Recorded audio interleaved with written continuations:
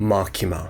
There are few villains that manage to be as mesmerizing, alluring, and menacing at the same time.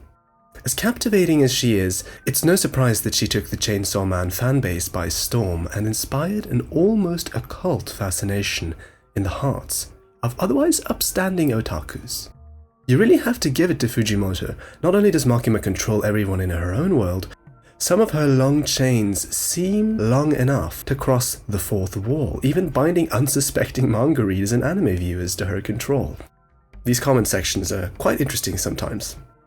So the first thing to acknowledge is that there can be no question that Makima is evil.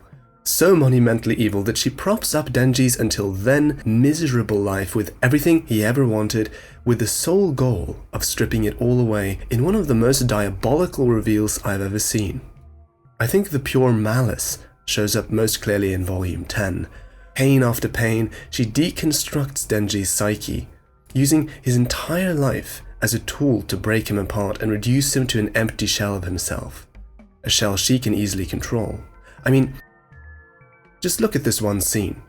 After she's unceremoniously murdered Power right in front of Denji, she goes, "Your hands are cold again, you poor thing. Shall we go back inside?" And then she makes this fucking face. If that isn't the face of evil, then I don't know what is. However, to get to the point of this video, as naive as it might seem, encountering such monumentally evil characters, I always find myself wondering if there isn't buried somewhere, deep down, a seed of something human.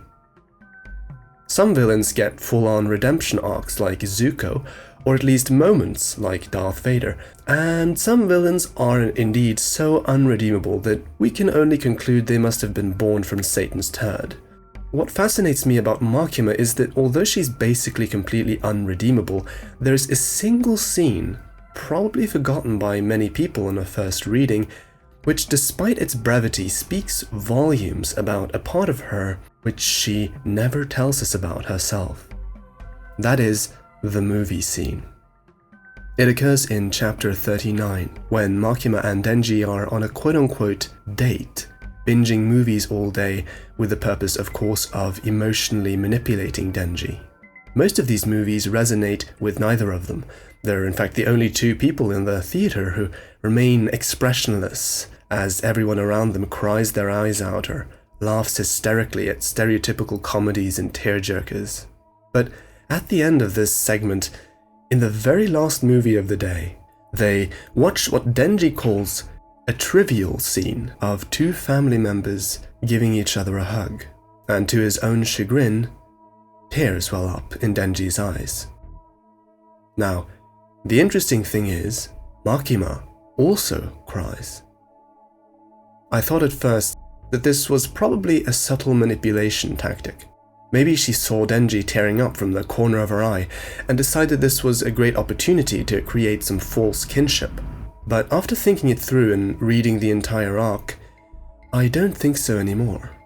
At the end of the arc, we learn from Pochita that the true wish of the Control Devil has always been to be in an equal relationship with others, but that she couldn't, since her only way of relating to others is through control.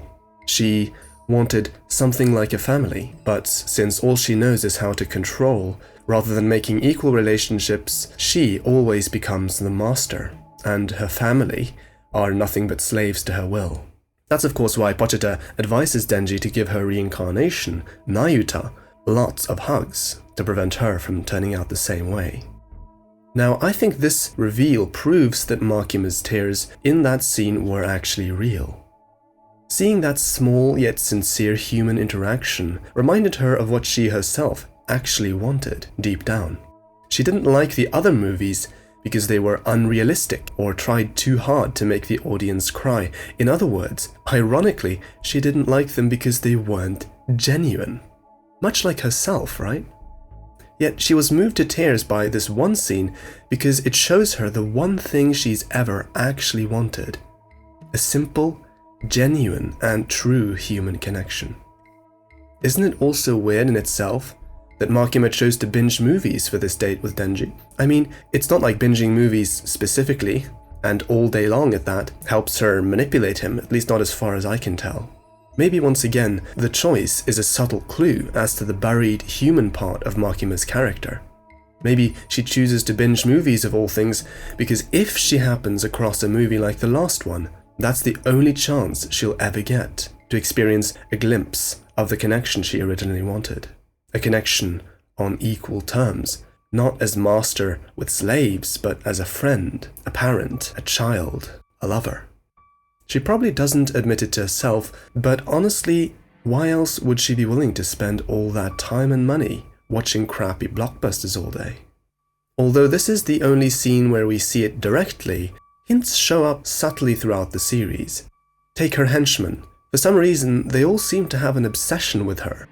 In chapter 86, they discuss amongst themselves, talking about how they want to impress Makima and deciding on a contest where the one who defeats Chainsaw Man will get to date her.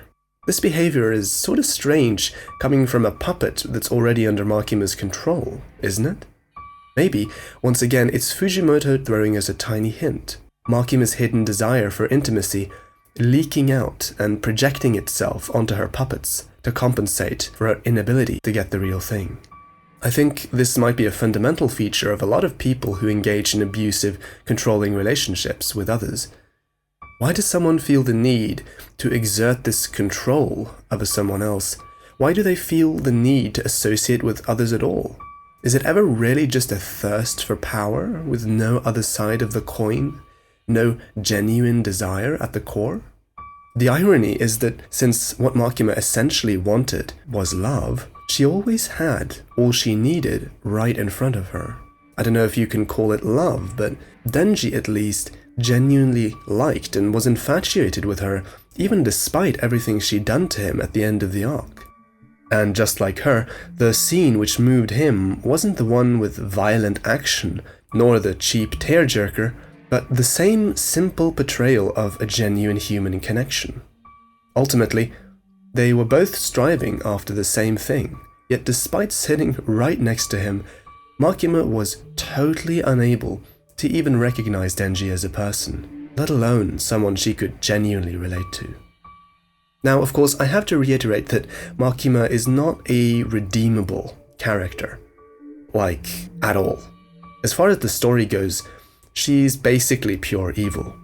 To me, it's just fascinating to see that even for such a cruel and evil character, a convincing representation of Satan himself, Fujimoto still manages to hide a few subtle clues as to what could have been. That at the root of even the most unambiguous evil, there can be a core desire for something human, even something good. It's like an onion of evil, you know? There are numerous layers of corruption and all kinds of twisted desires which have completely overshadowed any good which was originally there, yet in the center, totally unable to express itself in any real way, there still sits a desire we can all understand. The desire for connection. I guess what I really want to say is that, deep down, Makima was basically just a potato simp who lived her life vicariously by watching movies all day to compensate for her own inability to form real social relationships. Just more attractive than the average simp. That's all. Anyway, thanks for watching. If you enjoyed this video, please leave a like, subscribe, and comment your thoughts or any ideas you have for a future video. See you next time.